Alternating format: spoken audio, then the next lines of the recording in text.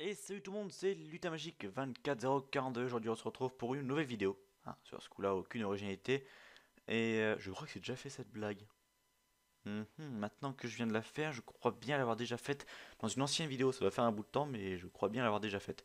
Bref, on va pas commencer à déblatérer là-dessus. On va tout de suite aller sur le troisième chapitre du troisième tome de notre ami Harry Potter, Magnola Crescent. Avec, je crois bien que c'est du son. Voilà, bref, il y a du son. Bref, j'ai pas trop compris encore c'était quoi ce petit signe.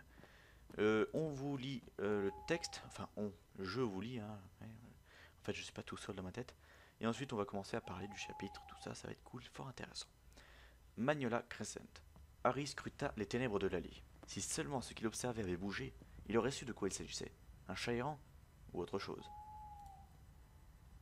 C'est parti. On commence avec la carte Choco-Grenouille de Blenheim Stalk, juste ici, dans sa mallette. Dans sa malle, quoi. Ensuite, nous vous double-cliquez. Double-cliquez, et là, il y a ce qu'on appelle la baguette de Harry, hein, qui s'allume. Et quand j'étais jeune, c'était la partie du film qui me faisait le plus flipper. C'est le moment avec le loup. Enfin, en gros, on sait pas qui c'était, mais bon, Sirius quoi. Gros spoil les gens. Sirius, en gros, qui le regarde pour voir s'il va bien, tout ça. Enfin bref, vous connaissez l'histoire. Mais c'était vraiment, quand j'étais petit, ça me faisait tellement peur. Oh, affreux. Donc comme vous avez vu, ce buisson bouge. Et vous avez également des têtes de fleurs. Voilà, on appelle ça comme ça, c'est comme ça qu'ils le disent.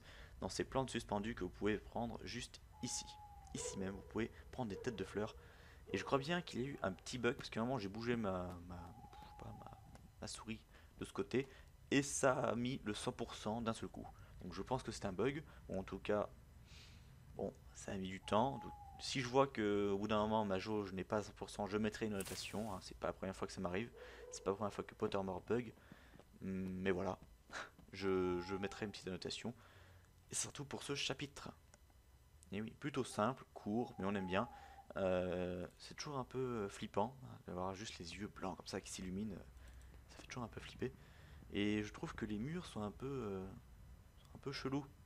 On dirait juste la voie lactée. Enfin, c'est l'espace avec les étoiles dessus. C'est un peu bizarre. Je crois pas avoir vu ça dans le film. Et surtout, ben, je trouve pas ça très très joli. Merci Octa. Bon, voilà.